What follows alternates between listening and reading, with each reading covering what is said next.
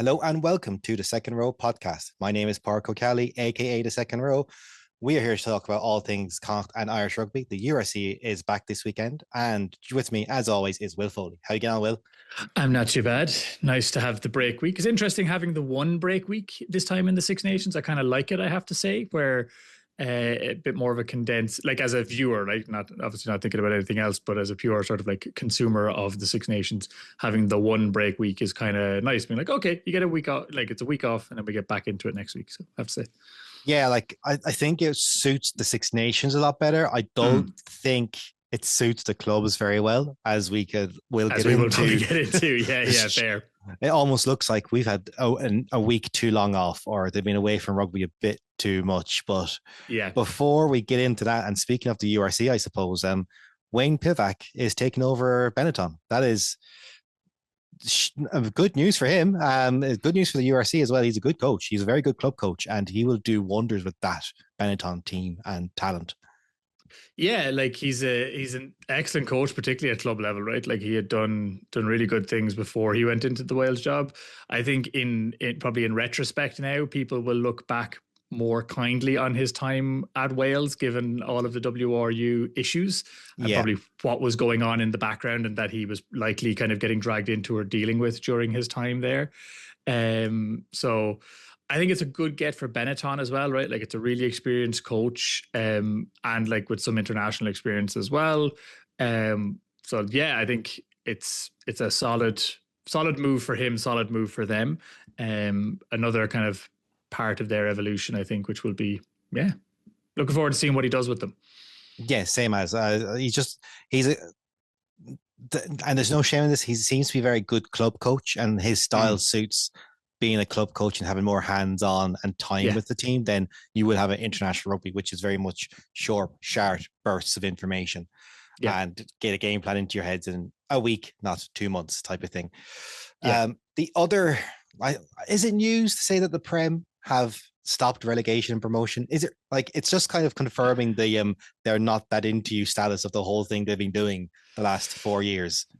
Yeah, I mean, I suppose one of the positives out of that whole kind of piece was they are at least putting something in place around getting clubs like ready.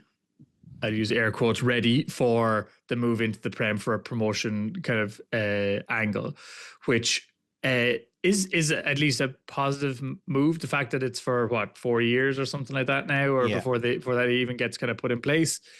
Um, it's an interesting one in terms of I understand it, right? Like I do understand the logic of it. It's interesting to compare this phase of maybe in England in particular, but I think of professional rugby uh, compared to say when like the Premiership in terms of football started in the UK, right? Which was like is a little bit separate to the EFL and all that kind of thing, and the Championship, and the most expensive game in football is the promotion into the Premiership, right? Because you Yeah. have to get basically a balloon payment to be able to compete at And that level. and the Premiership give you that payment to do And they that. give you that payment to make you competitive and help you kind of deal with the increased levels and stuff like that, and the salary increases and all those kind of things. Plus, obviously, the TV rights deals and all that sort of stuff. So it's an interesting one that they didn't go that route and say, Yeah. okay, we understand if you get promoted financially, this is going to be challenging to hit it with the likes of a Bath or the likes of a Saracens or whoever, right? So we as an organization want to enable promotion and relegation. Therefore, we as an organization will fund your promotion should you achieve it in that sense. Here's a million to help you out, you know? Yeah, just to make that transition manageable, and maybe you stay up in that sense. Now, rugby's in a Here, different place to football, so it's also not comparable in terms of the overall numbers, in terms of TV deals and all that sort of stuff as well. But it's just an interesting one of like, it's a bit of closing the doors and the tradition of rugby and blah blah blah, all well, that sort of stuff. it's mad to think that to join the Prem, you need a stadium of like 10, 11, 12,000. Like Mm. that's one of the conditions. I'm like, cool. Last year's Connacht would have been the Prem, like just Yeah, wouldn't be a thing. There's a club in the Champions Cup, Champions League in soccer is like knockout rings that have that have a home stadium of 9,000, they wouldn't be allowed. You know, it's like the conditions are really weird.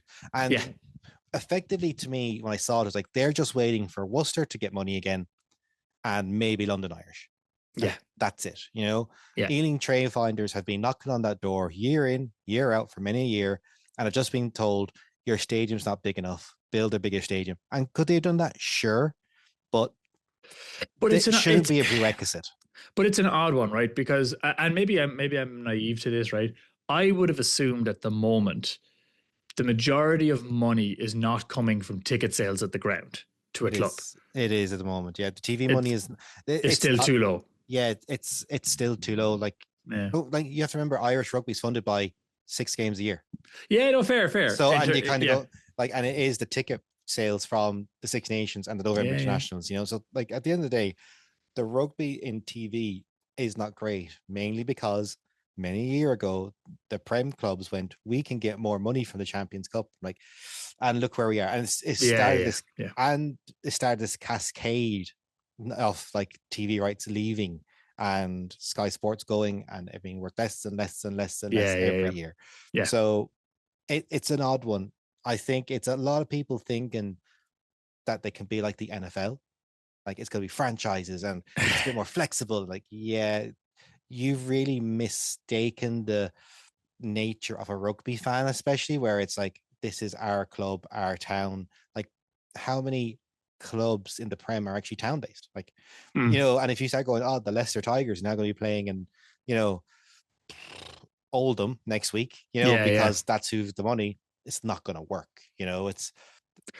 No, and that's it. Like, I think sometimes that concept of like a kind of franchising and stuff that from American sports, I don't think it translates particularly into European sport that well, where there's been established professional teams, but also just like long-standing teams for generations, and it is much more local based, and you know, like even people don't like in rugby, even in particular, people don't like players moving around between clubs too much. Never mind clubs moving around, like our teams moving between clubs and stuff like that. So it's I do think there are things you could take from the NFL to make the product a little bit more exciting and interesting, right? I think I know a lot of TV fans probably wouldn't like it in that sense. I do like. If I take the NFL, for example, right, I do like the kind of like consistent, the games are on a Sunday, bar one on a Thursday, one on a Monday kind of thing, right? That kind of like creating event TV kind of spaces, doing the kind of red zone type thing where you're like, if for the casual fan, watch across multiple games at the same time, you know, and go to the action and go to the things that are going on in that sense. You know, I think there are things like that are interesting approaches to the game that you could look at in terms of making the TV package a bit more interesting or making the TV product a bit more interesting. But yeah, look, I think it's the closing of the door on it, right? Like, you know, it's never a good thing in that sense. But I understand it in the precarious position that English rugby has been in terms of like clubs folding and stuff like that as well. Like I get the need to kind of like strengthen the foundations before they look to expand. That does make sense to me as well. I understand that completely. And I think the biggest bit of news really from an Irish coaching point of view is Prendergast to leave Munster at the end of the season. We'll go into kind of like the player movements at the end of the season because they're still coming through. We'll do a big kind of season recap, like in preview and stuff like that. So we won't go into every player they've done, but Prendergast leaving is quite an immediate story. He's going to go. It's very much Macmillan. There's two things at play in this for me. Is one, Macmillan putting his stamp on the coaching ticket of getting guys he wants and works and knows or has the same type of vibe with. And two, Prendergast wanted Macmillan's job. And he didn't get it. Yeah, I mean, you can't underestimate the he was very vocal even publicly about wanting that job, right? And like was interim and all that kind of stuff for a period of time. And it's human nature is human nature at the end of the day. Yeah, and I think it's reasonable, right? Like I don't think people should get too bent out of shape. I haven't seen too many people bent out of shape about it, but you know, if you're looking for a promotion in any job and then somebody gets that promotion ahead of you, that's your job opportunity gone for 3 to 4 years, and that's a long time in your career, right? Like in terms of progressing it and moving it forward. So I don't blame him. I understand why he's moving. It's interesting. He's going to Bath, or at least that's where he's linked to. The with rumor Van is Gran. the rumor is Bath. And I think the Yeah. biggest loss of Brendan Grass leading Munster is that it's an Irish coach who's Yeah. very good leading Yeah. the Irish system, you know? Yeah. And I think that's where the loss it really is. It's where his IP isn't staying within Ireland or being moved or have the ability to move around Ireland in some way, shape, or form. Yeah, I think if you didn't have relatively new head coaches in other provinces, he might have had opportunities there, right? If Lancaster hadn't come into Connacht, if Richie Murphy hadn't come into Ulster, maybe there would have been opportunities there, True. right? To in that sense, but in fairness to him, he is looking around, being like, nobody's losing their job in the morning. Like, he wasn't like. I'd say he reasonably was looking at, well, I didn't get the Munster head coaching job. If Nina Arbor goes, I'm not getting that job. Right. Like, you know, in fairness to him. And then Lancaster's in there, Richie Murphy's in there. They're not going anywhere for a couple of years. So to be fair, again, right, there's only 4, we talked about this in other context, only 4 provinces. So a lot of Irish coaching outside of Ireland. It might be an interesting topic at some point to talk about that kind of thing of, like, there's a lot of Irish coaches now abroad. Like, think of even Bordeaux and stuff like that in terms of attack coaches there, and the wonderful work that's going on, obviously, with like unbelievable talent. But like, how does the IRFU start to like try and bring some of these guys back, or show them that, similar to players, right? Of like, there is that little bit feeling at the moment of, if you're coaching outside of Ireland, you don't have the opportunity to be part of the Irish coaching ticket, which is really interesting. I understand it with players. But, and the Irish coaching ticket as it is hasn't gone through the process of coming through the provinces. Like, you know, so it's this really weird thing of, there seems to be no pathway for an Irish coach not in Ireland to get a top job in Ireland. Because there's like, and realistically, there's only 7 top jobs in Ireland. Mm-hmm. The head coach of the 4 provinces, head coach of Ireland, attack defense coach of Ireland. They're the 7 top jobs. Big jobs. Big jobs. Everything else for them is more, in an international sense, it's definitely more sectional and skills based and low key. You don't have to take it all on. And maybe an under 20 spot is kind of like a stepping stone. Like, Collie Tucker is going from Connacht to there. Like, he's leaving the Connacht ticket this year. He's going to be under 20s coach from now on. You know, so that's a stepping stone. That looks like it's being used as you're a good coach who's done a good job at the scrum in Connacht. Mm-hmm. You want to move from Connacht. We want to keep you in the system.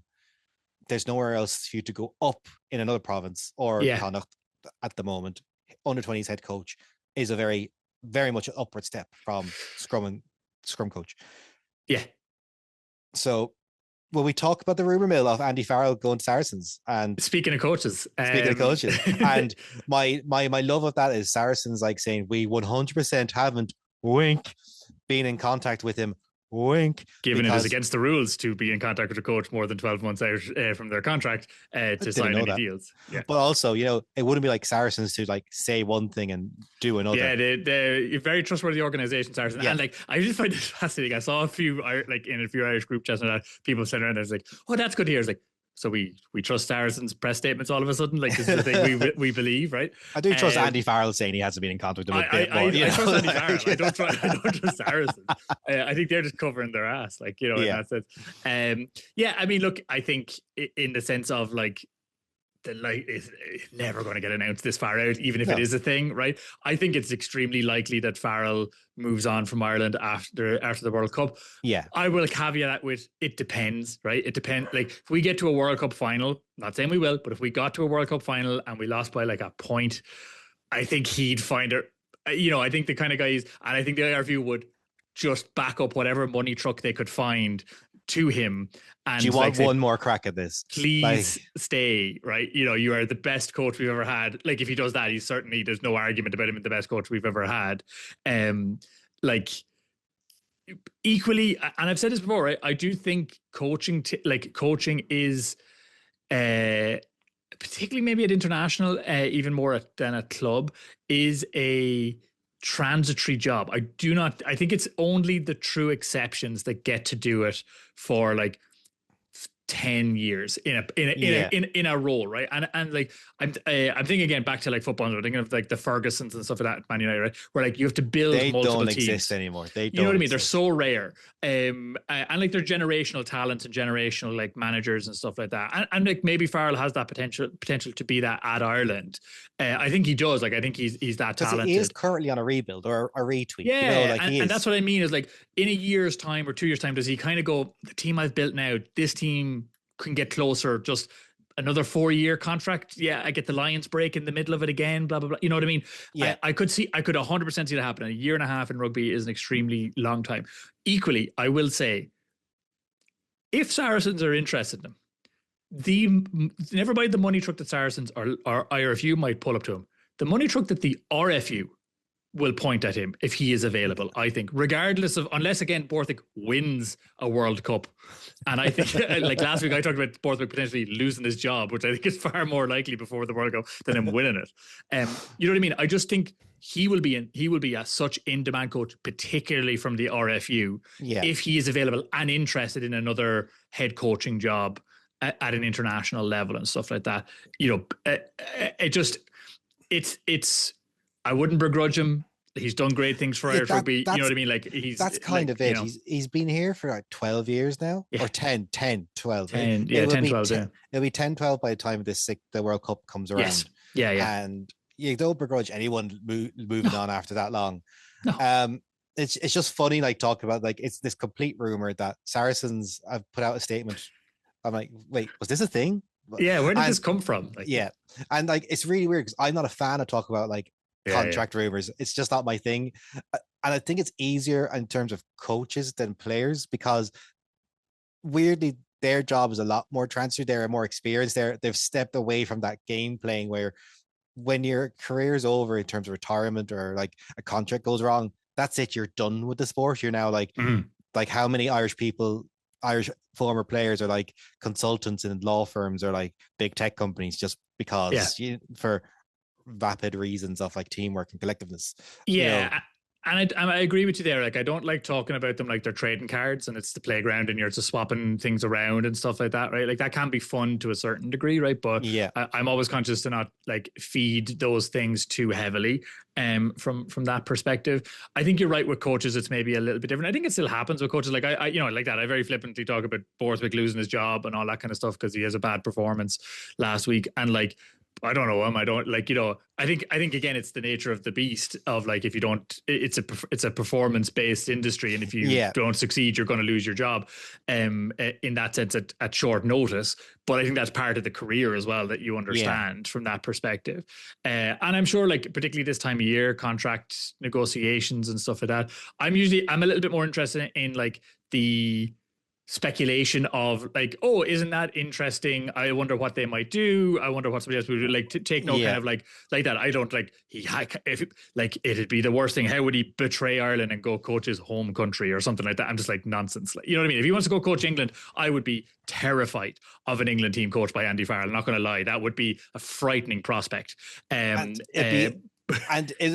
there'll be a really interesting chat on who takes over Ireland, and that'll be really fun. Like, is it that Rog is the next in line technically? You know, because of everything he did in La Rochelle. It's not going to be him. Is it going to be just Simon Gagan, and he just steps up, and it's quite a bit. If that was the case, a bit like but I have no other word, but it's like.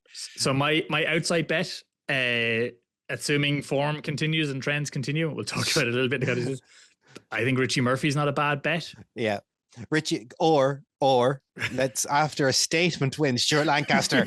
Stuart Lancaster, get him back a head coach in the head coaching job, coach for his job. Something that he doesn't like doing clearly at international level. Clearly, he much prefers coaching at a club level. Yeah. So look, we'll move on from rumor mill and to actual games that happened. Yes. URC is back, round 12, and Connacht was that. I'll pose the question to you because I am the Connacht fan, so I'm going to ask you this question. Is this the greatest day outside of 2016 in Connacht rugby history? No. Was this a statement win for this Connacht team? Was it like, actually, here's what we're about? Yes, I think, and one of the things that comes to mind, and because I'm a Leinster fan, I have to bring it back to Leinster on some level, is the Jack Nienaber kind of message around takes 14 games for a coach, kind of the identity of a coach to bed in, right? We're in round 12, which is around the 14 game mark, right? Of Yeah. Lancaster when you factor in European competitions as well and stuff like that, right? But you're in that territory, and yes, to me, I think the manner in which they finished that game and the win, I think has the possibility to be the statement win, right? I think there's definitely and again, right, have to keep it all about Leinster. Can't just talk about Connacht. It's the nature of me. It's unavoidable, right? I live in South Dublin. There's somebody outside my window if I don't. But The lawyers are on the way. exactly. Finton and whoever else are on their way, but the thing, it has a feeling of that kind of maybe not on the same level of that, like, Leinster Munster semi-final 09, that like Yeah. that like in retrospect when you look back on it, yes, this is the moment where things turn around for Connacht. But I think we'll only obviously know it in retrospect if they push on from here from that perspective. But I think as a catalyst moment and as an opportunity for Lancaster as a coach and for the team to take this as this is the thing that has been frustrating us for 18 months, 2 years, where we have been playing well and losing games that we should win.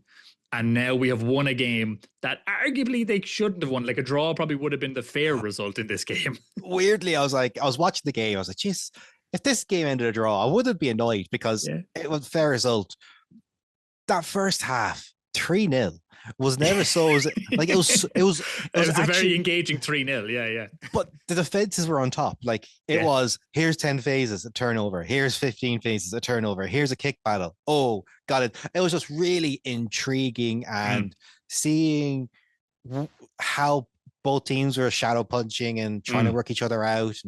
And I do understand there's a caveat. There will be the caveat that this is a much weakened Glasgow team. Yeah. I would like to say this much weakened Glasgow team, minus one player, was a team that beat Munster 31-21 before the Six Nations. So this isn't like a weakened team that don't know what they're doing. This is a team with an identity and a system, and they believe in it wholeheartedly. So to beat them by defending and stopping them scoring is incredible.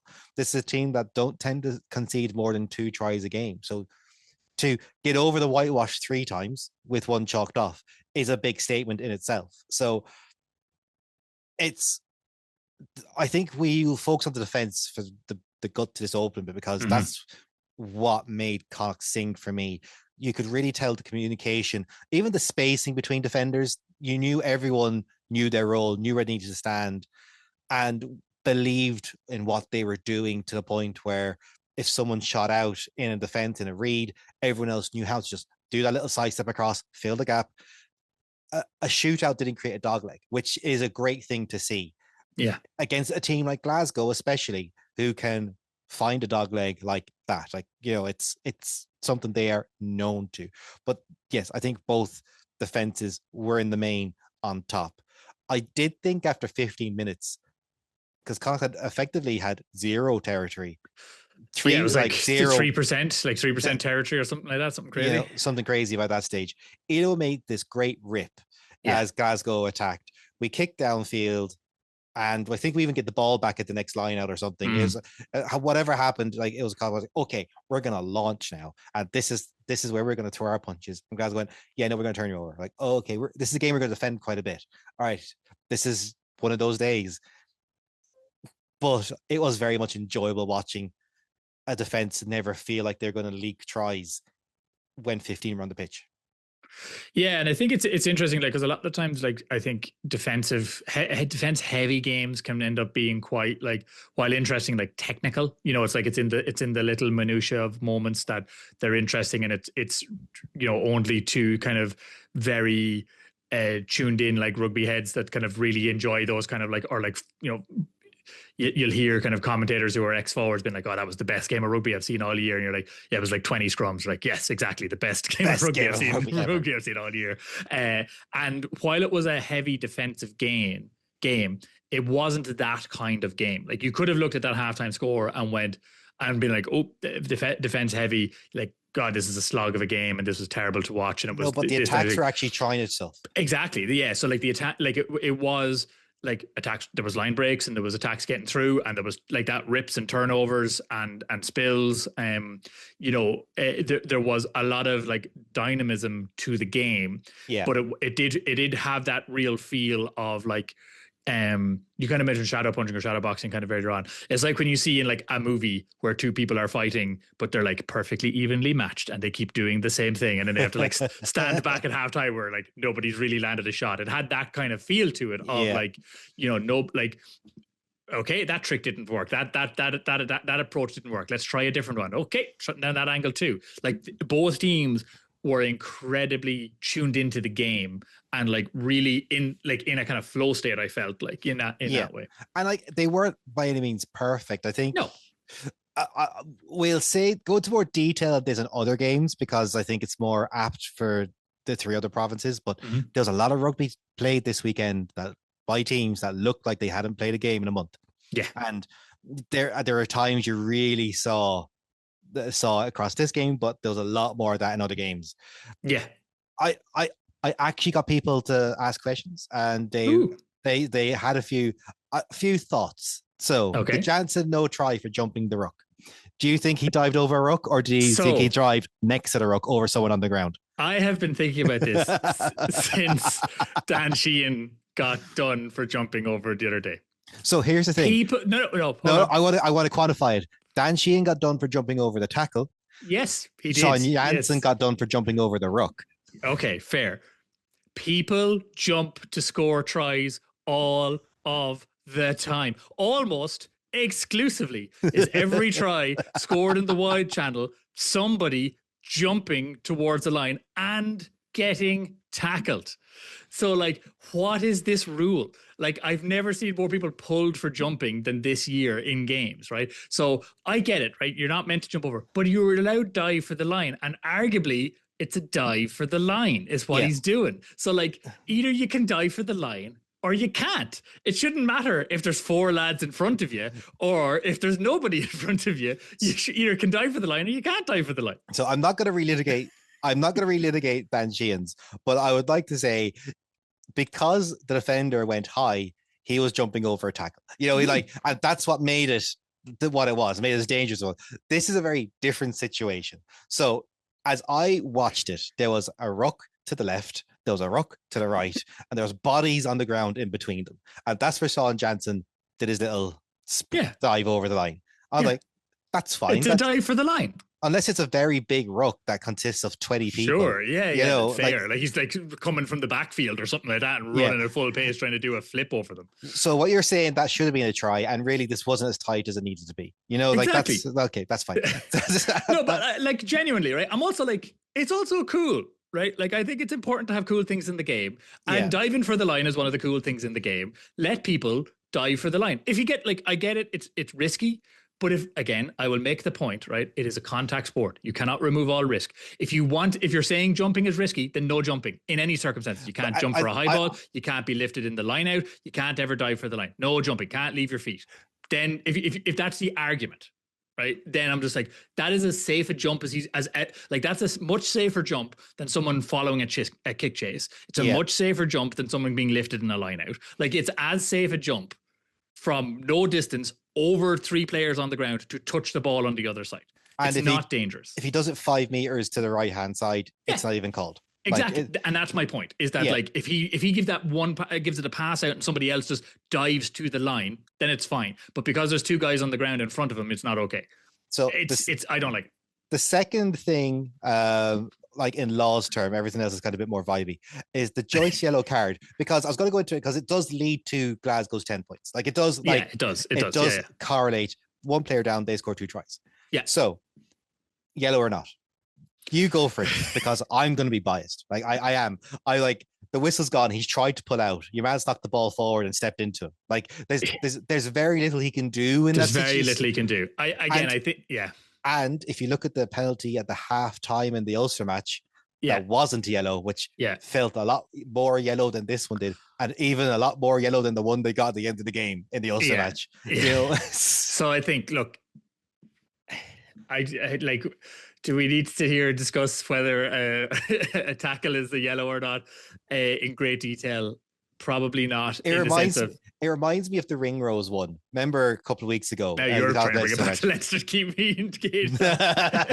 Look, I'm not going to go into it. No. It was a yellow. I do think it's a harsh yellow. I think it's a To be harsh honest, yellow. I agree. it just led to the two tries that came afterwards. That's the only reason I'm kind of picking up No, on no, it. and fair, right? Like, and I think the second it was a yellow, I was like, again, right? The classic cliche, right? Like you've seen it given, you've seen those not given, you've seen less given. I understand why you've given that as a yellow, but Yeah, really, it's back to like letter of the law versus spirit of the law kind of situation, right? Like, yeah, you know, and I do understand the difficult situation refs are in, particularly I think with the media at times as well, where like, you know, it's I always think like everyone is for spirit of the law until it's your team and your player. Then everybody's for letter of the law, right? Like that's how that goes, right? We all want to put it in our direction, which like is the nature of sport in that sense. The ref bodies need to be a little bit above that, and if they're going to ref to the spirit of the law, then they should just ref to the spirit of the law and leave it up to the ref's judgment and just accept no challenges to a certain degree, other than their own internal reviews. But you're just going to get more variance. I think again we ask what we always talk about is like consistency in refing. I think the ref was pretty consistent throughout the game in that sense. Letter of the law, it's a yellow card. It's a harsh yellow. You've seen those not given. It's spirit of the. Weirdly, if he gave a yellow for like you've ragged all the 9 twice in this game now after my whistle, oh right, he warned you in the first half. You've done it again. That's fine. It's the reasoning behind it. Like it's that's kind of what annoyed me. Like if you like, I would have given it for hitting the 9 after the whistle for the second time, kind of thing, like for the second time in the game. I would have that would be more palatable, I think, for me. To be honest. But to talk maybe about the fact that it led to the 10 points, right? Yeah. What I will say that impressed me about Connacht, I had a real fear when that happened. I was like, this is now going to be a game where we talk about this on Sunday night being like, you know, the scoreboard looks worse than it is. Connacht put in a really good performance, but it was the yellow card was the difference. You know, the usual. So I think Connacht's response to that 10 point, to that quick, like, you know, 10 minutes, 2 tries, was excellent and showed a mental resilience and again a belief in their game plan that I don't think we've seen in Connacht in the last kind of 2 years in these moments, like, which is great to see. And they were 2 good tries. Rowe was like individually stunning for the first one, like cutting across 4 players. That's so hard to defend when you're scrabbling across and a winger cuts back in, because all your momentum is taking you towards the corner flag, and it's just hard to stop your momentum to get your feet right to make a tackle. And on the second one, have you seen Stuart Lancaster said the second Dan got that ball in shape, he knew that kick was coming? I didn't see that. No, I didn't watch the thing. And that's a lovely little like side story about like, oh, there's your dad coaching the opposition. Like it's the Farrell story all over again, but I club it. It's kind of cool. Yeah. And like, and Carty on the wing. Not that Carty made it back. Carty's no slouch. He made it back to do the final scrag. It's just you want someone who defends on the wing doing that, because anytime those loose balls came out to the wing, Connacht dealt with them quite well up until that point. It was a mismatch in footwork and position, and he, once again, very good finish once he rounded Carty in that situation. But that I think we got to talk about this game like in individuals. Like up until minute 60, Sean Jansen was the star for Connacht. Yeah, Bull with carries, a huge impact in defense. Just for me, massive. Yeah. He's knocking on that Ireland door. 100%. Yeah. How he doesn't make it into a camp he should make it into a camp in the summer, in my view, and stuff. That now I know with the Nations Cup and all this jazz, it'll be a little bit different, but you know, he definitely should be knocking on that door. And I think again, like an injury is probably going to be the thing that pulls him into the camp. Just you know, in that sense, but like looking really good.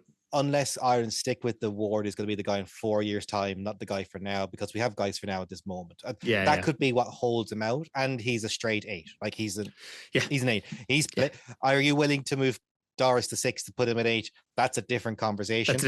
Yeah. You know, and how your pack works. And look, he's just in the most competitive spot in the Irish setup, right? Completely. Like it's just that back row spots are so, like, there's just so much talent there. He's that's the thing that will keep him out, not his own ability. But I think what is insane is Cian Prendergast coming on with 25 minutes to go, and the winning player of the match. And Yeah, just yeah. single-handedly going, we are not losing this game, and No. I am going to do everything in my power to make us win it. Yeah. No, and like again, deserved man of the match, right? Like, and it is rare you see a player coming on for 20 minutes, 25 minutes and winning player of the match.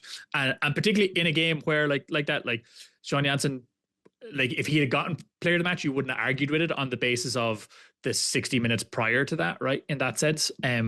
But Prendergast just making an absolute nuisance of himself at every opportunity. And like I just he just brought that hard edge that Connacht needed for that last 20 minutes to be like, absolutely not. We are not losing this game. I do not care. We will play 100 minutes if we have to. We are winning this game. There was, so obviously to turn over the line out, very important. He caused a knock on at the base of the runner-up. He won the penalty that started our Connacht's march up the line for that last try. He's won that penalty. He's the one who got the turnover penalty. And then that little chuck back into the Glasgow hand to win the line out. That is chef's kiss. That is chef's kiss type of work. That is the stuff that's game intelligence, match awareness. That is everything you want from your international players who come back, especially in these fallow weeks. Yeah. He raised Connacht's performance up 10% individually. Then you had like the likes of like other guys coming around him, but Cian Brenagast on his own literally did so much that Connacht won that game. Yeah, I don't think they win the game if he doesn't come on, right? Like Definitely. If he doesn't come on and play that way, I don't think they win that game. I think maybe they draw it, obviously, and stuff like that, but I don't think they win it. I think that little chef kiss moment of like hitting the ball into it, that is to me a perfect example of dark arts, right? Yes. Like that people don't talk about. Dark arts often gets talked about in the context of like stuff that happens in the ruck or stuff that happens in the scrum where it's like unseen. But that's dark arts, right? That's forcing a player to knock a ball out so that you get the line out, right? Like it's he wasn't trying to offload that to one of his own players. He threw it as hard as he could while falling at a Glasgow player so that it would bounce off him and fall out. Like it is intentional what he is doing in that moment. He is not trying to keep the ball alive. He is trying to force a line out to Connacht. And it's really clever. It's really smart in that moment. And the Glasgow player doesn't expect it. No. They don't see it coming. And that's how it works. Yeah. And he still looks for his own line out because obviously I didn't do that. But you did. You got caught by such intelligence, such game. There should be articles written about Prendergast's impact on this game. Yeah. This is one of those games where you expect on a Wednesday afternoon just to see a piece, an article by Murray Kinson, the 42, going, he did this, he did this, he did this. The 20 minutes, the 20-minute performance of Cian Prendergast. That is he the new whatever? Like, and that's the type of performance Andy Farrell likes. That niggly. 100%. So for me, that's kind of, we know who's starting at 6 against Wales, or he's definitely got his bench spot teed up, and I think Prendergast, we've talked about it before, right? But I think to me, again, right, assuming trajectory, assuming no injuries, like he I think will be the starting 6 in the World Cup, right? Assuming he's not injured. Genuinely, I mean that, right? Like I think he's talented enough in terms of a rugby player to start with, right? Let's put that aside for a moment, right? So like he's got all the requisite skills to be an international rugby player. But what he has, to your point, that Farrell loves and a lot of people love, is he has that hard edge, right? He has that kind of Pierre O'Mahony, dog in the fight, just chip on the shoulder. I'm going to bite down and not let go, and just like be just painful to people and just be an arsehole to them, right? And Ireland at times lacks that when Pierre O'Mahony has not been there, and obviously he's retired now. But the Leinster boys sometimes are a little bit too nice about all of these things. I think Conan has developed that a little bit over the years, not maybe in that hard kind of edge way, but in that just like intensity of how he plays. Same with Conan when he's at 8. Like, there's an intensity. I remember Roland Baird getting involved in a scuffle once, and then goes, there he is, he's developed the hard edge. Lads, that guy's a teddy bear. Like, what's he doing? Exactly. And I think Cian Prendergast, he's a Leinster player originally, or Leinster man originally, but like I think that kind of move to Connacht and put, like, he's a great example of like, why moving provinces can actually advance your career. And he came through the academy. Like, he literally was told by Leinster, we don't see you being a pro. Like, to a degree. And Connacht went, no, we do. It might take you an extra year, but that's what it is. And that's that. I literally think this is a performance, and I wish that the URC where it would allow clips again, so I could just go like, and this, and this, And and this. this, and like I was able to do clips at the beginning of the year, and like things have happened, and it's not the URC's fault. Weirdly, it's like it's outside their control. It's TV companies like but it's just one of those games that you could just. I'd love to clip everything he did because it was just incredible. Once again, I'll go back to some two last listener thoughts, and then we'll move on. Yeah. Glasgow player Samuel, he made a tackle 70 and gets knocked out effectively, and gets checked by his team physio. It takes 5 minutes before it gets to the HIA. That's simply not on. That's simply not on. No, like he's out cold, right? Like, you know, he like like I've mentioned this before, right? Like I've done combat sports for years and stuff like that, right? It is obvious when someone is unconscious, even for a split second, right? Like people often think, again, movies and even in sport where like people get knocked out and they're just like lying on the ground unconscious. That's rare, right? It's very rare you get hit in a way that you're just like out for seconds and for minutes. Often people are only out in the moment they get hit, and as they then fall and come to during the fall, right? Because your brain just kind of like comes back on in that moment. But like he was clearly unconscious, and like if you've been knocked unconscious, you're done. That's your day over. Yeah. Like there should be no doubt about it. There should be no question about it. You shouldn't need a HIA assessment. The HIA assessment is you were unconscious. You were done for the day. That was brought to my attention. I literally watched the next 4 rucks watching it back, and because it went towards him, I was like, please. He didn't get involved. He didn't have to get involved, which was the lucky. The lucky thing for him. Because I've been knocked out. I've been shot in the temple by accident by paintball, and I remember you. All I remember is standing back up again. You don't remember fall. Like, no, you don't. You don't remember any of it. Yeah. The play, like, and again, that's why I was like, it's, you know, people will often go to like, well, the player doesn't know. Like, you know, the person, like, again, I've like left combat matches where a guy has been fully knocked unconscious, and like I've woken him up and he goes, "Did I win?" And you're like, "No, you're on the mat and you're unconscious, right?" Like you don't know because you've been knocked unconscious. So like the player.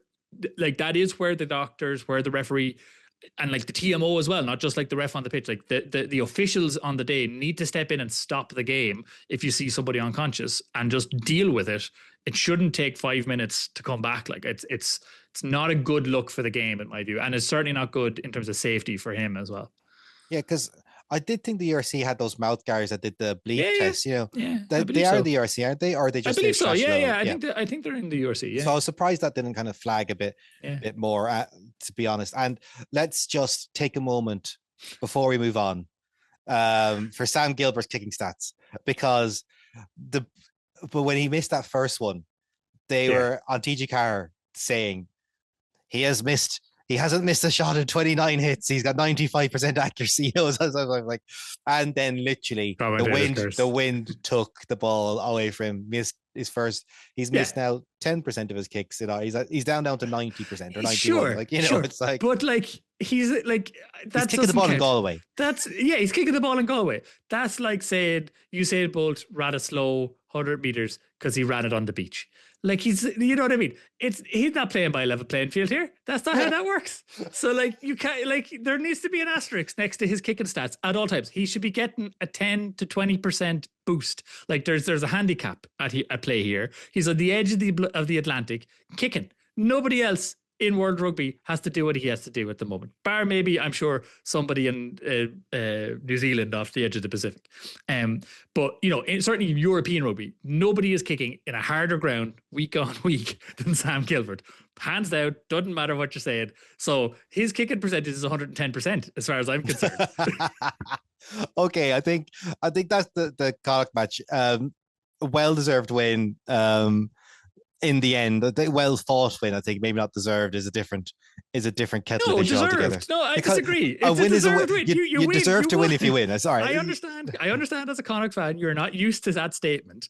You deserved to win that game. Connacht battled hard. I said at 78 minutes I would have taken a draw. You know, so like, and I get that, and a draw would have seemed fair. But like, Connacht deserved to win that game. They played the better game. Their subs had the better impact.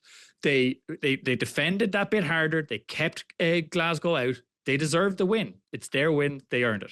Yeah, perfect. All right, we'll move on. And what do we talk about next? Okay, go. Right. Speaking of which, subs.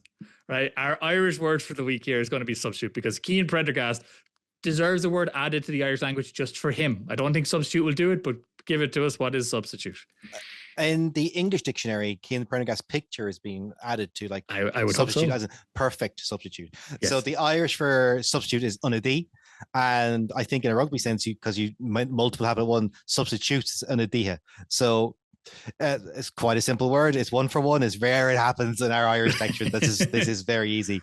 But you know, the tunchun on war egg unadiha connacht Aaron Shachna had a big subs had a big impact.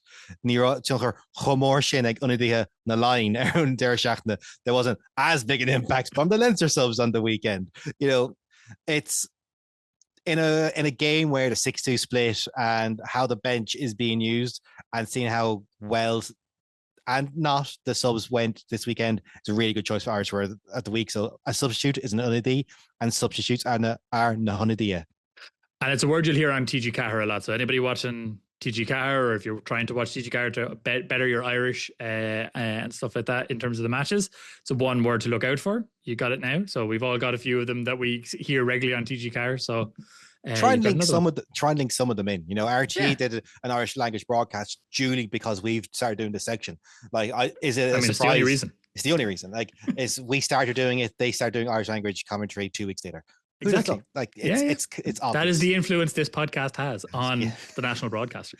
So Friday night we'll go timeline for there everything. There wasn't a else. game on Friday night. I don't know what you're talking about. Nobody played. There was definitely no rugby played on Friday night. No. Much.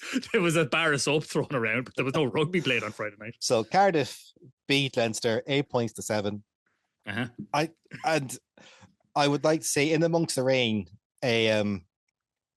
a game of rugby broke out. I did watch it. I just didn't take notes as I was playing because nothing happened.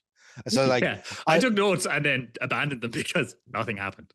I was like, I'll watch this back again. And listener question and note was, don't do it to yourself. Yeah, there's nothing to watch back. The highlight reel is negative seconds. Like there's nothing happened in this game. I think the big thing that happened from a Leinster point of view is Harry Byrne going off concussed the first 3 minutes. And from there, that's the big talking point to this game. You know, how about this? I'll do this very quickly. Cara defense was very good, but didn't have anything to defend. Really. No. They kicked really, really well and made Leinster play from deep, which Leinster don't like doing. They didn't give away penalties. Leinster gave away a load. So Leinster conceded 8 penalties, Cardiff conceded 3. You know, so they controlled the game overall well. But I think it all stems back to Harry Byrne going off in the first few minutes. I think a lot of that comes back to that point. I would agree, right? I think, you know, and like it was evident before the game that this was going to be one of those just bar of soap type games, right? Where there was going to be very little you could do to get any kind of like phase play going or anything like that, because just the risk of knock-ons and all that kind of stuff was so high. And it was going to have to be a kick heavy game if you wanted to get anything out of it. I will say in that first half as well, as well as Harry Byrne going off after 3 minutes, is Leinster were playing into an almighty wind and rain, and that just makes your kicking game that much harder. Never mind losing your 10. I think it was Tector then kind of filled in a 10 off the Tector bench, moved right? to 10 and moved to 10. He has done a fine job. But like you know, so I think in fairness to Charlie, he's not a 10 anymore, right? Like he played 10 at under 20s and he did a good job at 10. Like he won the Six Nations at 10 under 20s and kicked some really important kicks at under 20s. Still 4 years ago now at this point.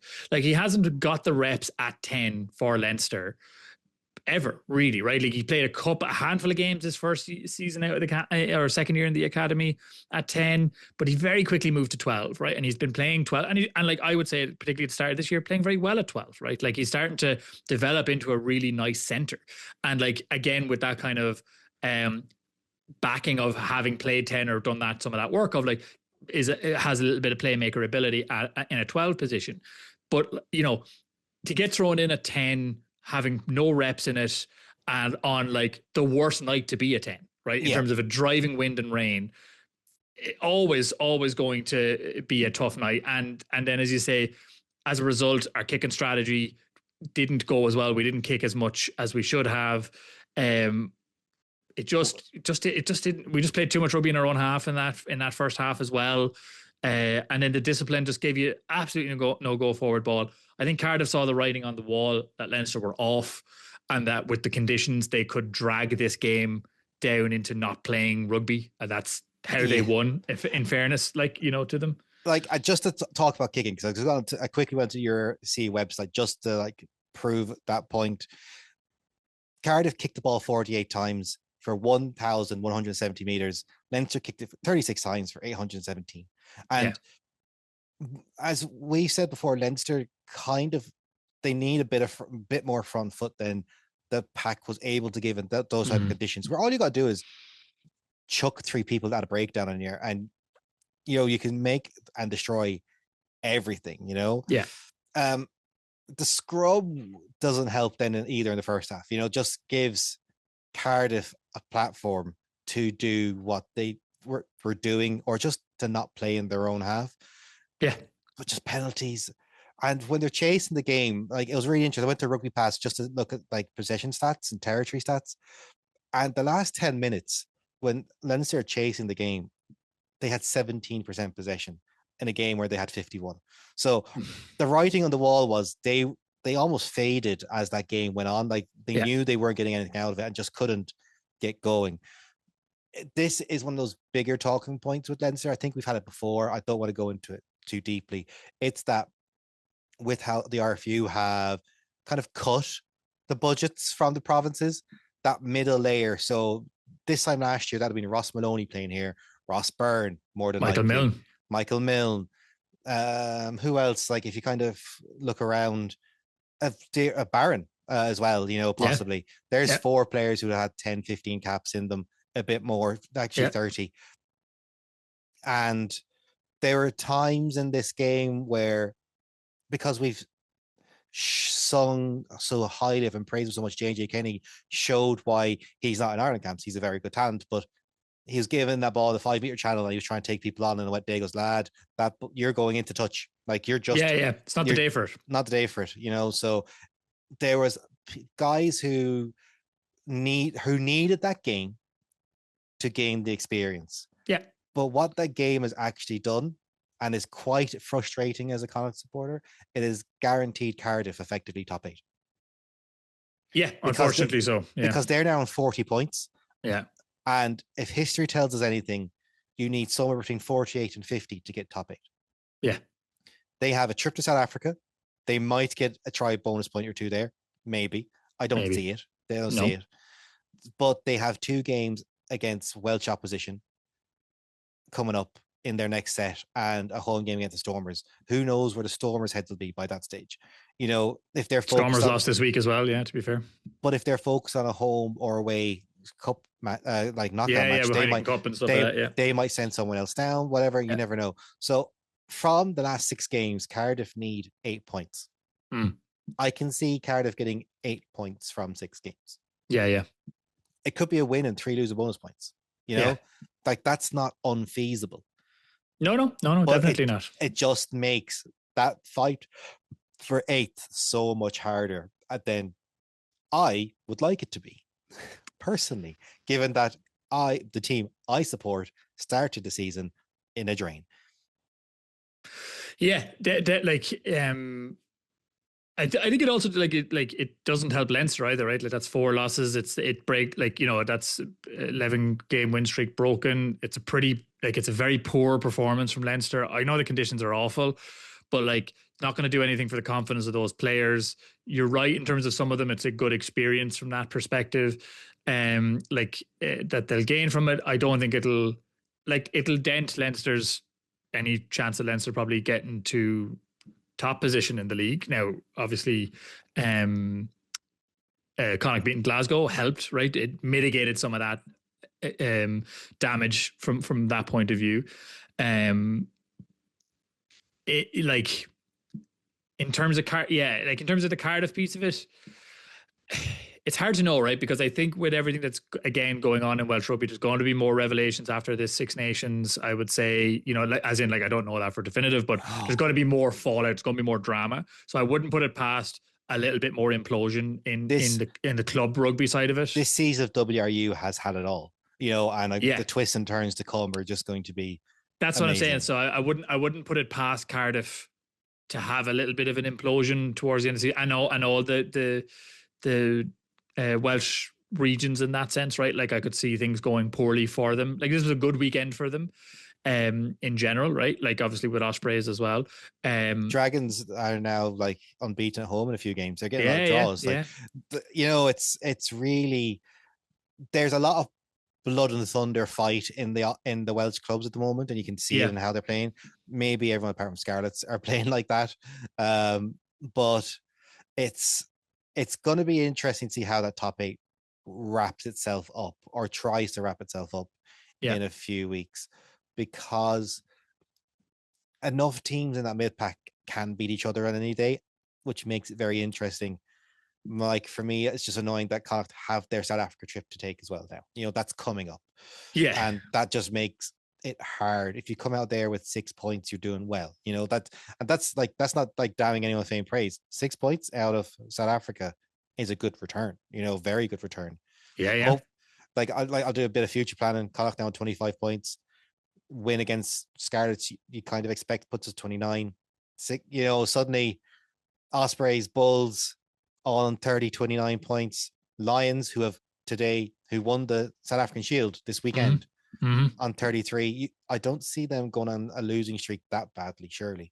But I don't want to get too much into other business, as it were. But there's a lot going on there, and that Cardiff win just takes another scalp, or for them to drop out will take something massive, I think, from 40 points on the table. Yeah, it's going to be like the likelihood of them dropping out of the top eight is slim from that perspective. I would agree with you there. Yeah, look, Connacht are in the bottom half of it, right? Like there's no two ways about it. Like they're currently 5 points off eighth. Like they're sitting in with 10th a game in hand. I know what a game in hand. But you know what I mean? Like to that point, that game in hand, they need to pick up 5 points in it, right? Realistically, is the point there. So it's going to be a stretch to get to that eighth slot unless somebody implodes. Yes. And there's more than likely it could be a Welsh team that's going to implode. But the problem is the people they're playing will also have to, yeah, we'll also have to, yeah. It'll be interesting to see. Like Stormers run of losses, right? They've lost their last 3 games. Like hard to imagine them doing it, but like they're playing in Europe, they've got a lot of travel to do. They could continue to drop out of form. Yes. Like I wouldn't put it past them.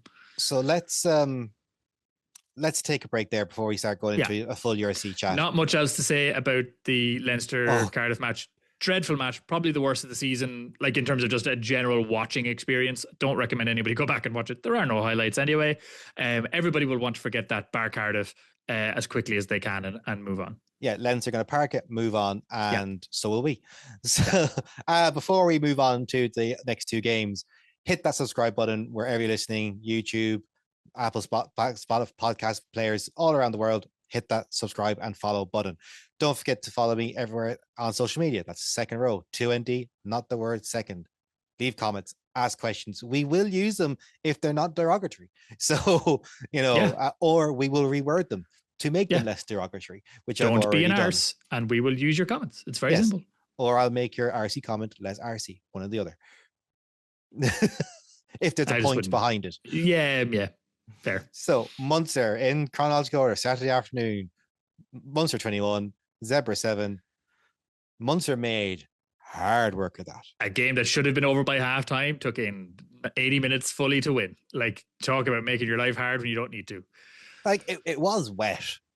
Sure. And, I still don't understand how that game was 7-7 at halftime. Like, I was there going, and that they knocked the ball on. And they've knocked it. Like, it wasn't as wet as Cardiff and Leinster, and there was more knock-ons here. And it wasn't windy. Like Cardiff and Leinster was windy as well. Like it was a really strong gust of wind in it. There wasn't that at play as well by the looks of it in Thomond. Like. So many handing errors.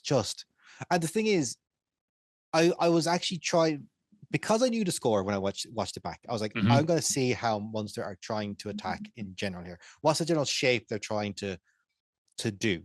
So if you see them on the edge, so anywhere between the 15 and 5 meter line, when they're playing across the pitch, they'll have a pod of 3, normally forwards, trying to just truck it up or be like that pod to kind of get some form of go forward ball. Yeah. 2 outside them, there's that line pod of 4 that Ireland kind of have. It's not a pod, it's a line of 4 forwards. So the 10 kind of pick one of them out. So I can either get around or get the ball back. So that then the back line can do something in that space that's created by condensing people around those forwards. The problem is, as we saw for Ireland, if the pass and the link from the forwards and the backs is awful, nothing works. And far too often, that link was not only terrible, it just went to hell so often. Like they were making bad choices. They're taking the wrong option as well. The general system is one that works because once they actually were able to make those layers happen, Munster were getting around the corner and making Zebra look very, very ordinary. The problem is they just couldn't connect enough to do that. Totally. And I think, like you mentioned it earlier on, around like the break week, that extra week, like that kind of 3-week gap between games rather than the normal 2 weeks and stuff like that, making kind of teams look like they have not played rugby in a while. And I think it was probably most evident in this game, and maybe we can talk about Leinster, but I think in this game it was the most evident in terms of you could see what they wanted to do. You could, as you say, you could see the plan, you could see how they wanted to approach it. I think it was the right approach, just the execution. Like this wasn't a tactics problem, this was an execution problem. They just couldn't string 2 passes together at all. And like once they got to it, as you say, it opened up. Like it completely opened up, but it was just, there was an element of that game that I'm gonna say this again about Munster this season anyway. If they didn't have Farrell, I don't know what they do. Like genuinely, I don't know what they do if they didn't have Farrell. Like he was doing so much in terms of kicking, linking, defense, off. Like he was having an all-court game that was just keeping Munster going forward. And between him and Haley, they were my standouts for Munster. I think Haley had a very good game under the high ball, tied up really some dirty ball. But the pack needed the subs to come on and suddenly just give them. When the subs came on, the game plan made sense. And a shot like a Dog Moore came on, and Edwin comes on and gives a bit of go forward. Kendall comes on, gets his try, but there's something about what he's doing that just helps Munster go forward. And Barron coming on. Those 3 especially, I think. Other subs came on afterwards, but those 3 especially in the pack got a bit more direct, a bit more forward, which then create a bit of space as they were retiring for everyone else to do their thing. The tries came from mauls, don't get me wrong, but the penalties that the mauls came from good back play and good link play, and those small elements working again. Yeah, it's similar to what we said in the Connacht match, right? Like subs are the thing that made the difference here. Like they're more experienced players coming on, some of the returning internationals, and you could see the difference that they made in the game in that sense. Like absolutely no arguments there. Doesn't excuse the 60 minutes beforehand. It doesn't. Against an average team, like in the Connacht match, that was against a decent Glasgow team who were playing well.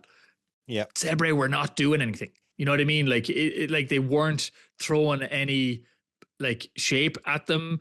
They weren't giving them like they defended well because Munster didn't give them anything to defend in that first 60 minutes, like in terms of structure. And that was it. You know what I mean? Like they didn't even defend well. I say that out loud. Like it was more the handling errors and more just like loss of momentum than actual good defense in places. Yeah, I don't think the Zebra defense was creating enough pressure to create the amount of knock-ons that we saw. Yes, yeah. I think, and even in Zebra, attack was just, it wasn't the attack we've associated with them this season. Like they were better against Connacht. They were better.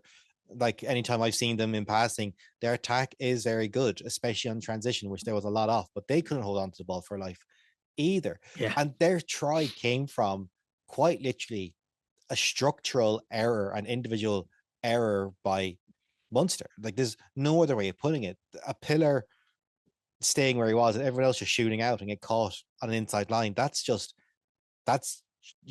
one-on-one error of people not making a read. That wasn't a hard piece of defense to do.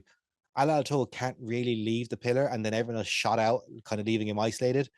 It's a poor system error. I think also a bad read by Jack O'Donoghue, but I only got off 1 or 2 replays of that. But yeah, it was a weird game. Just really weird game. Zebra's discipline like left them, and Munster could do nothing about. It's mad to say that Munster looked comfortable at 21-7, but looked poor as well. Yeah,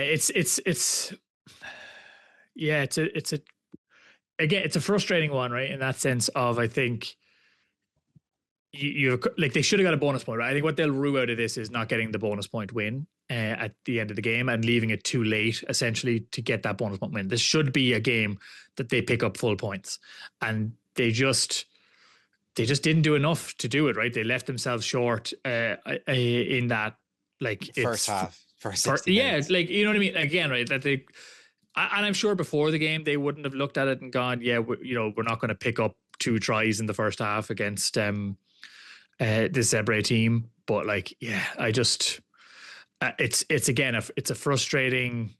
Also, kind of showed that thing. They were worried about not getting that bonus point try that Tom Wood doesn't come on. You know, he's an unused sub. I don't get me wrong, JJ's experienced guy. He's been there, done that.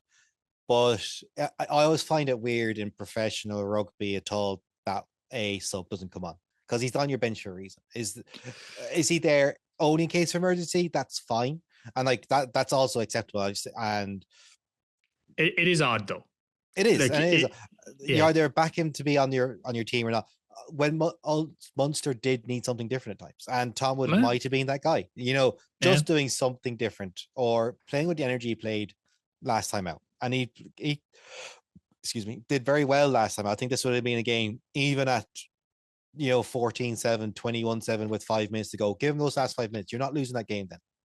See what he's going to do. Now, that is me trying to like very much push this. Let's get guys playing earlier, because look at France at the under 20s. Tom Wood's under 20. Imagine giving him another 5 minutes of pro rugby, playing with pro people around him, going, this is the picture I'm trying to look at. These are, and give him that experience of feeling it again. But I think, again, in a game that you've won, right? Like, you're not losing that game at that stage as well, right? Like, I know you're still going for the bonus point, but like, it just is a... Yeah, there was 9 minutes to play after Lee Barron scored his try, So yeah, it seems like the opportunity to bring him on and get, as you say, I know a lot of people will kind of doubt that kind of 9-10 minutes of gameplay, but like, it's a free shot, like, at that stage to like, they're not going to get a losing bonus point, and you might get the winning bonus point.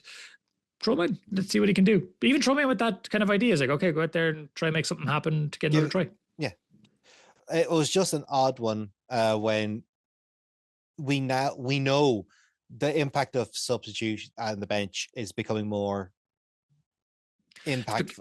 It's becoming a 23-person game at the end of the day. More and more. Yeah, it's becoming like that more and more over the last couple of years anyway. But I think the last 12 months we've seen it's like cemented as a 23-player game, not a 15 and break glass in case of emergency. Speaking of subs and not doing really helping out a team, Ulster 10, Ospreys 21. Bloody hell, how did Ulster lose this game? Like, honestly, how did they lose this game? Again, right? It does sort of feel like, they talked about it on the commentary and stuff like that, of like Ulster having a Welsh problem, right? That's 3 games they've lost to Welsh sides this year. It's teams that have breakdown specialists and like to and slow you down. And it's their second away win of the season. They've only won twice away this season. So it's an away problem as opposed to maybe a Welsh problem in that sense. They are two things. When you combine the two, this didn't. I thought Ulster would win this game going into it, to be honest. Same. Ospreys. How can I put this? Ospreys feel like a very old school team when they play, in the sense of, if you can put them away early, they're gone. But if you give them a sniff, these guys are playing for their lives. Yeah. And quite literally, some of them playing for livelihoods. And you show them an inch of inaccuracy or a flaw, they will punish you. And that's what happened here. They didn't do anything special to win this game. They were... Nope. Ospreys were actually quite poor. And yet they win 21-10 and also don't even come out of this with a losing bonus point. Yeah, and like, a lot of people were kind of praising the Ulster defense, but to be honest with you, like, Ospreys didn't throw a lot at the defense. Like they threw a lot, but the same a lot constantly. It was just phase after phase after phase, hit. And like it did really deplete the Ulster players in terms of just their energy reserves. Like you could see that, like they were huffing and puffing really hard, even going into the second half. Because there was just so much like that they had to absorb, and it was real attritional, uninventive, like, just one up, one pass out max, kind of get at them, like, because not much, but it was just constant. Because let's talk about the 3 tries quickly, because I think that puts it into context of how little Ospreys really did. The opening try was very easy for Ospreys, but from 5 meters out, the pillar defender can't get dummied. Like to get there off a set piece moves to get 5 meters out within 2 phases, that's too easy, I think. And Ulster stepped up after that point in defense. But the pillar defender watched the dummy. And from coach, and I can tell you right now, as a coach, you don't leave that spot until the ball does. You don't get dummied. You focus on the scrum half. You don't focus on the ball. And that's pure ball watching 101, Second try was a tap and go. Like it was a nice move, a little bit of pressure, got the penalty, but came back against the grain. Herring giving out that he was held in a ruck. It's like stop trying to get things turned over when you look like you fell. And the third try was a kick down pitch that Mike Lowry misjudged a bounce, got pickpocketed. To get a freak moment in a game, he can't. Yeah. So what did Ospreys really do to score tries? Very little, Very little. Yeah. Whereas Ulster's 2 tries that were unconverted, happens on shitty days in Wales, can happen very easily. Yeah. Really good attack, good ball. And I was like, all right, they've got 10. They got the second try. I was like, okay, they're gonna crack on there. Yeah. Like, but never happened. They never found the extra gear. Ospreys were the ones who found extra gear in defense, and it was in defense because they decided to pick and choose their moments of the breakdown. The amount of times you saw like their jacklers kind of just tapping the ball carrier, going, "No, we're not going for this one. There's too much going on here. Not going for this one." Yep. And then going for the next one. Whereas if you look at Ospreys in defense and all the penalties they gave away, like the jacklers kind of not copying that the defender's still in the channel. Like I think they gave away 3 or 4 penalties for just a tackler not rolling away. Jackler had done the right thing. They got on the ball. It was a clean jackal, but the tackler not getting out there. Do Ospreys come on top and block them and stop them for doing a bit too much? Yeah, sure. Happens every game though. It's not something new at this stage. So, and then you add on the scrum issues in a wet day, and also just couldn't build a platform, even though when they attacked with any way, shape, or form, like they did in the last 10 minutes, they made Ospreys' life hell. They just gave Ospreys far too much easy ball. Yeah, it's quite a similar situation, I would say, as to Munster, right? Like in that way, maybe even a more maddening kind of example, right? Where like, when we talked about Munster, you could see what they were trying to do and it just wasn't clicking. And once it clicked, they were able to score the tries. Ulster were able to do it, but just did it too infrequently. And then just, kind of like didn't seem to be clued into the game in a kind of like playing the game, and not they weren't playing the game in front of them, but where they were like that, they just weren't making smart decisions in the kind of small moments and just putting themselves under unnecessary pressure, and letting Ospreys into a game that they again could have and should have probably shut out in the opening half. Because there's a point to me the second half, especially when after that Ratty tap and go, try, I was like, and then Ulster in the next 3 minutes score a try of their own because they're actually in the Ospreys half. Yeah, I was kind of going, but they've been better just letting Ospreys score like 20 minutes ago. And the commentator said the same. Just let them in. Don't why drain your battery so much? Just let this phase of play end, because it was just relentless for 20 minutes. And then you're getting the ball back on halfway. Between you kick long, they do a box kick, you get the ball, and maybe not let them in, but give away a penalty, right? Yeah. Like just think about it. Like maybe not let them in, obviously, but like give away a penalty, make them take a choice of going for 3 because they haven't gotten in, or going to the corner, and then you're into set play and it's a little bit more broken up, and you can maybe do something and steal a line out or whatever. I think after the Ratty try, especially because that's when they got their warning for red zone penalties. After that try, so they were on a scrum warning because the scrum went to hell early, and then Herring comes on I don't want to blame Herring, but the line-out went to hell then as well when he came on. Yeah, he didn't have a good day. Yeah. So it was one of those kind of like those compounding errors. Then literally also get one attack, get across the try line, yeah, and it's chalked off for a clear out. You see at every single area of the pitch. I couldn't believe it was a yellow. That is a very much letter of the law yellow, and definitely not. And it's not. That's not what the yellow cards for head contact were designed for. Like that. And again, that happens on the 50-meter, like on the halfway line. Not even looked at. Yeah. That's a problem. It's the soccer thing. Is that if it's a free kick, it's a penalty. You know? Yeah. And if it's a penalty at halfway, it's a penalty here. That's not a penalty at halfway, because that clear out happened 50 times, I'd say, beforehand, where the defender lies on top off the ball carrier and just gets whooshed off. Yeah. And again, it's back to that point we talked about, right? Like for players in particular, it's consistency, right? So like I'm fine with you calling that penalty, but you need to call it every time. I need to call it early in the game and set the standard in that sense, right? Then there's a part of me that's also Matty Ray didn't need to do, like, if Matty Ray picks up the ball, he scores a try himself. You know, as well. It's like, it's that I can see why it was given. I just don't. You can't give that a yellow. It was a yellow card. There should be a yellow card for Ospreys at halftime for what seemed like a worse head contact. Yeah. I wouldn't say head hit for worse head contact. Yeah. You know, more so than anything else. But it was a 14-point swing because Ospreys go down and score off that. Yeah. It was a weird game. Ulster will make top 8. They'll win their home games. Like, it's one of those things where you win your home games, you're fine. You know, that's kind of it. And I'm not going to talk about it in that sphere. This 2 wins away from home is the issue, because we kind of said it before as, have Ulster got vertigo? I don't think it's vertigo. It's actually our home is our home. We'll win our home games. What happens away from home happens away from home. But that's away from home is a next year problem. This year's we're fixing win home. Yeah, fix it home. Yeah, fix at home. Next year we fix away, and we're more rounded. And if you look at how Ulster have phased up in what they're doing, that feels a bit more rational, because you can control your home games a lot more. You can control.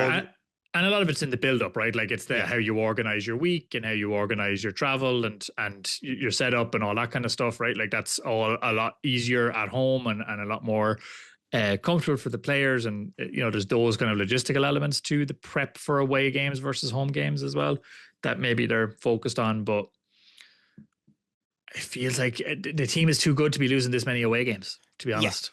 Yeah. And especially with how they're playing. We've talked up all the players as individuals across the season. I think Murphy had moments. I think the kick at halftime where he goes was superb. Also just mess up. Yeah. And they don't mess it up at home. You know, it's that thing. They don't mess that up in Ravenhill. I don't think I think Doak, and I hate like talk about kickers. He doesn't miss those 2 kicks in Ravenhill. You know, it's stuff like that. It's being used to and Andy, I think it was Andy Friend when he was Connacht. His whole thing was his prep at home was no different to prepping an away game. Yeah. Because once you go away and you go, oh, we don't have X, Y, or Z here, you're out of sorts. Yeah. You're out of sorts. Whereas if you can trim down what you have at home, like, yes, you have the luxuries of being at home, but like trim down certain elements of it, you're then not as kind of, last week at home we had 30 people warming us up. This week we only have ourselves and like the 4 people we brought to Wales with us. You know, it's that type of thing of what can you control to make the environment suitable for when you go away from home. Yeah. That is something Ulster need to fix. And it's something that Richie Murphy, as a very new coach at this level, has to deal with. It's something he hasn't had to deal with at underage rugby. Like, you're playing 2 games away from home, 3 max. And with 20-year-olds where you could literally go do anything with, you know, it's that whole thing. Yeah. Wake up with 2 hours sleep and go play a game of rugby. Yeah, no problem. Pretty much. Yeah. You know, so that's for him to learn, and that'll be very interesting how that develops. For me, like I said, and we'll kind of, unless you have anything else to say, Parkett, this year seems to be, let's lock down home. Next year we'll push on. Yeah, it feels like a building their identity year, right? Like, like making Ravenhill a bit of a fortress, getting their playing identity there, getting kind of their key players performing, and then it will be building on that, right? I think, to be honest with you, I can understand that from a logic point of view. I don't agree with it in the sense of the nature of Professional for rugby. professional rugby is travel, right? Like as well, like half your games are going to be away in that sense, and you need to learn how to play away, right? Like it's important and like you don't need to win every game away, but like you need to win some, Yeah. to make your life easier and to like because you're also going to have situations where, a Glasgow, a Leinster, a whoever, a Stormers come to you at home. And maybe you don't win those games because the big teams are coming to you, and those are hard games to win at home because they win on the road as well. Like maybe not Leinster this season, but in past seasons, right? Yeah. In that sense, like so, it's a I think it's doing a little bit of a disservice. It also very, very strongly, particularly in the URC, limits your postseason, your playoff capability, because it basically means unless you top the table or get into the top two, you're screwed. And like if you look at their quickly, we do a quick look on their games coming up. They have to go to Edinburgh in that catch up game. Yeah, they host Connacht. They are away to Zebre. They host Leinster. They're away to Munster, host Stormers, and host Glasgow. So it's not a ton. Like it's not a ton like at home. Like, and some of those ones are tricky. Yeah. So it's once again, is there 15 points in this Ulster team amongst all those games? Yes. So I don't really see them not dropping out the top 8, like we said about Cardiff. Yeah. But it's that form and where you can, like we said about Connacht, Connacht can now reach back to that performance. Go, we've got it sus, we've got it clicked. Where do Ulster, in terms of away games, go to and say we've got this sussed? We can we can build from here. Yeah. This year they haven't had those performances away from home. Yeah. And that will be their next big build, and that's the thing that will be watched as we go forward. Completely. Yeah, I think it'll be interesting to see, right? Like I think this Ulster team also has such promise. It's a shame to see them not put maybe that focus into the away games, or to be dropping it on those away games. Like I would really like to see them go far in the playoffs as well, right? Assuming they do make top 8 and all that kind of thing.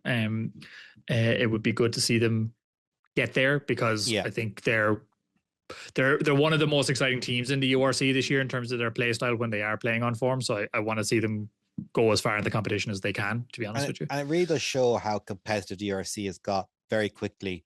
Like with Leinster and Glasgow, like slipping up on occasion, Stormers slipping up. Suddenly, 2 bad performances put you into a really uncomfortable area.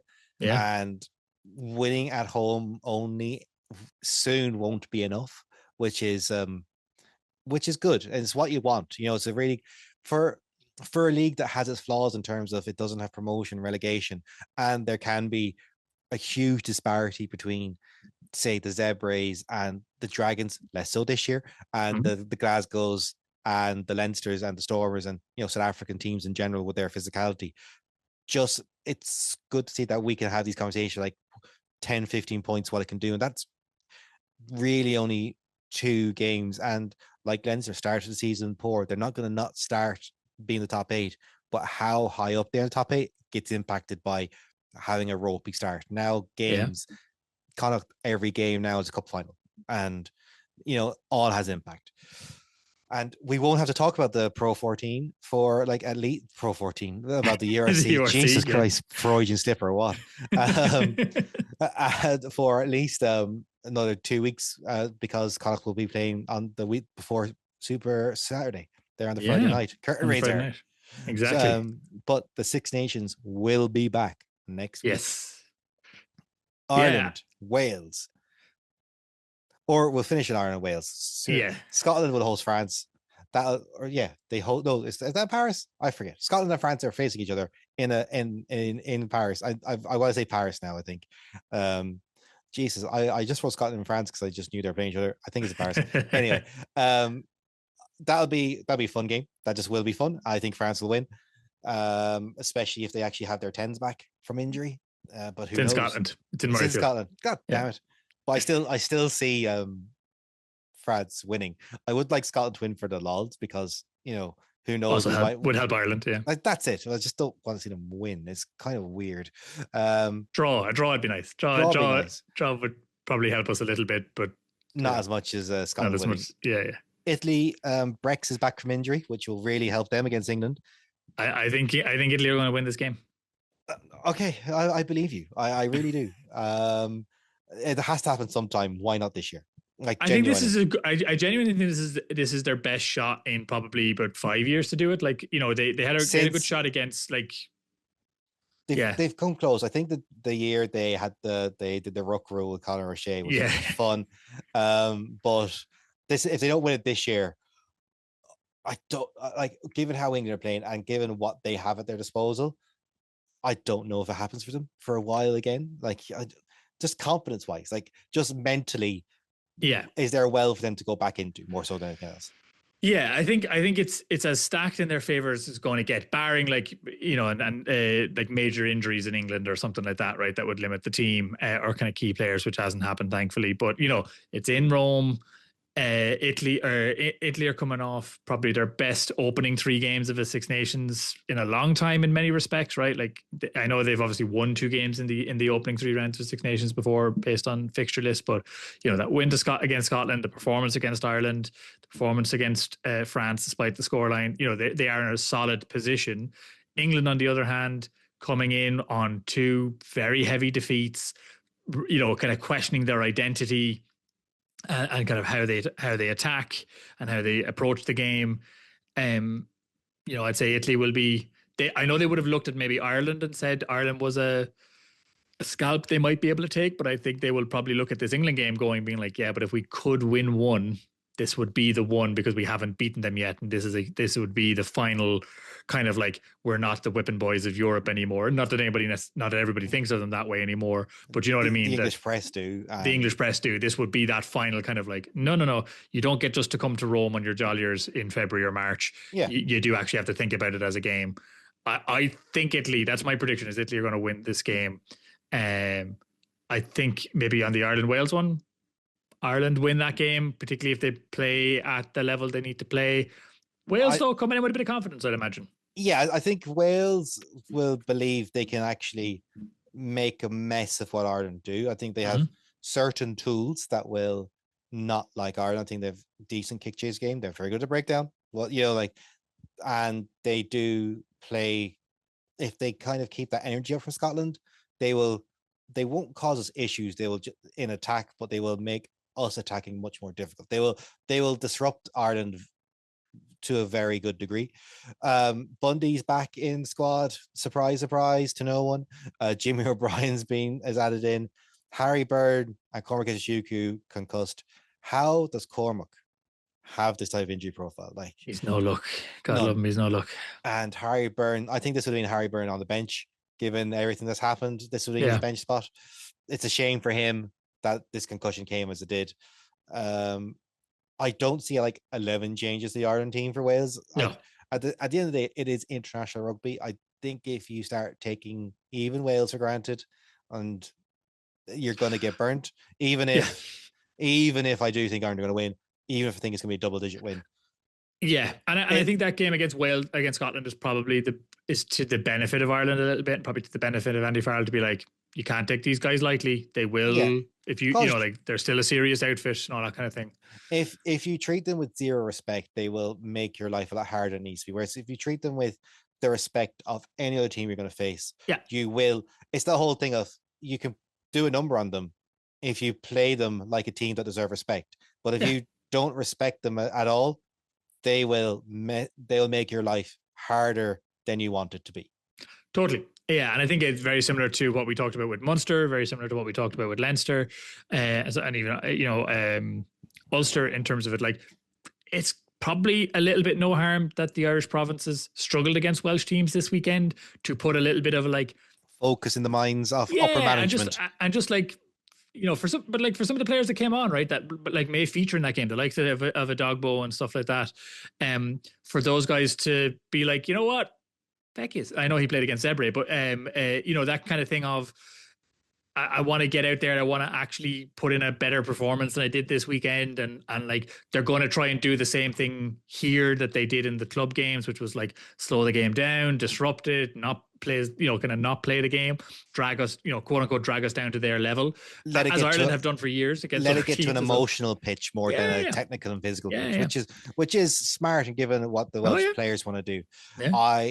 I don't see 11 changes. Like I've seen like some team sheets of like, oh, we're playing this person, like there's a chance Doak gets a cap here, like off from a bench 9. I think Casey will get it. I think Casey will start, will be more likely to start because Casey doesn't have a ton of caps, to be fair to him. Doesn't. So I think this is a game where if you're probably Andy Farrell, you're looking at Casey and you're like, right, Kate, this is your opportunity to run a game, like in a more meaningful way in that sense. I think Crowley's the starting 10 for the rest of the Six Nations. I think I would probably give Prendergast the time off, to be honest with you, in general. Maybe on the bench for this game to come on for 20 minutes to build back up his confidence a little bit if it's one. And then Frawley back there for Scotland, say. Yeah. I see a few changes in the pack, possibly a Prendergast starting. The 25 minutes he played against Glasgow will done him wonders in terms of confidence and bringing that into the game, especially how he finished England. Yeah. Then again, at international level, Farrell might go, you're my guy for 25 minutes. I believe you're going to give me. You're going to be the impact sub. You're going to win this game for us. You're going to close it out. Yeah. In a 23-man game, that's completely fine as well. I don't see Byrne, Ryan, and McCarthy all starting together. There's no need for that as a. No, I see a Dogbo probably starting, right? Like this seems to be a game possibly. That he would likely get a cap in. I think he gets a cap. I don't think he starts.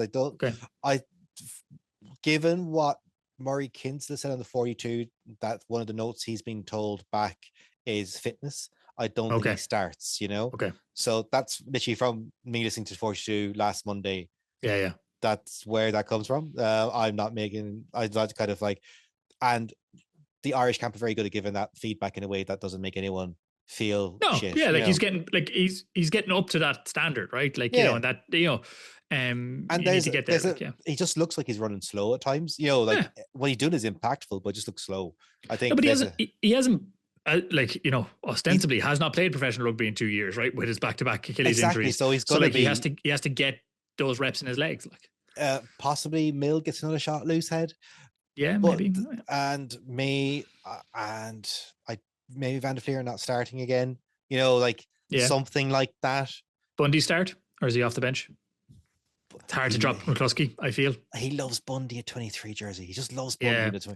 I mean, I think Bundy's at that stage as well of his career anyway, right? Where like he is an amazing impact player. He's also such an emotional lift player as well, right? Like for the crowd and for the team, like in that sense that he's entering that stage of his international career where I think he can elongate his international career by becoming that kind of like center off the bench player for 25 minutes, 30 minutes and really shift a game. He gives you the bench option on the big games. You start him in the World Cup and all the other games, in those. The Portugal, the Uruguays, the whatever. Exactly. And that's like not to down the man of fame praise or anything. No. He deserves every accolade. And he's done his time. He's like, he owes Irish rugby nothing. Like, and when and if he leaves like Ireland Cock Rugby, if he does a year abroad, brilliant, go get that big paycheck.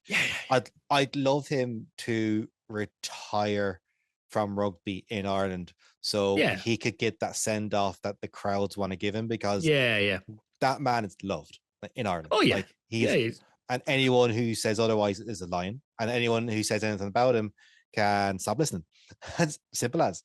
He's an amazing player. Like, you know what I mean? Like, he's just an amazing player. So, like, and I would love to, I want to see him at the next World Cup, right? Like, so I think for me, that's more about longevity. Like, he's such a physical player that he has to me, I would have a real concern about him picking up a year-long injury, a 9-month-long injury that just takes him out of contention for another World Cup. Just given where he plays, given his age profile and stuff like that, and just like that, he only plays physical. He does not know how to play a game that's not physical. Like, it's what I love about the man. So I think that impact player is a great position for him in a squad where he has such experience, he has such an emotional kind of tempo to his game and such a physicality to it, coming off and being able to go like hell for leather for 30 minutes. And even against like in this game against Wales, I think like Stu McCluskey's playing so well, he could do it a rest. I wouldn't argue with McCluskey being on the bench either, just to Yeah. give him the rest, to be honest with you. Or Henshaw's coming back, right? Like he's back from injury now, and I think available. So that's the other option there, maybe. I'm just giving McCluskey the week off. But given what I saw on the weekend, I could. Henshaw's no, he didn't play himself into it this weekend. Definitely no, not. Like, and I have this whole thing again, and it was in Joe Schmidt's time of getting back into form in a green in Ireland jersey. I don't think it builds a good atmosphere in camp. I think we saw that toward the end of the Joe Schmidt reign, where people were like, "We're going to play you back. We're going to play you back into form." Like, yeah, but we're not playing well. Yeah, and I don't think Farrell will let the Ireland jersey play someone back into form. And I hope I'm right when I say that. So Ireland, France, and Italy all winning next week. That's my prediction. Yeah, I'm gonna be at the game on Friday night, so I'm interested to be at the Friday night game. Very nice. Well, it'll be fun. We will talk next Sunday as per usual. I know everyone here is listening on a Monday, unless you're a mad person who listens to this at 12 o'clock at night when it uploads. So if you are, we love you the most. Just so you know. You're the favorites. Yeah, we love you the most. Everyone else and them, thank you all for listening. We will be back next week. Remember, if you want to get involved, we want your opinion. We have shown we will read out things that you send us. Yes. So get in touch. Who do you think will win this weekend? Do you think Italy will win? That's what I want to know. Yes. So until next time, goodbye. Thank you all again for listening. Bye-bye.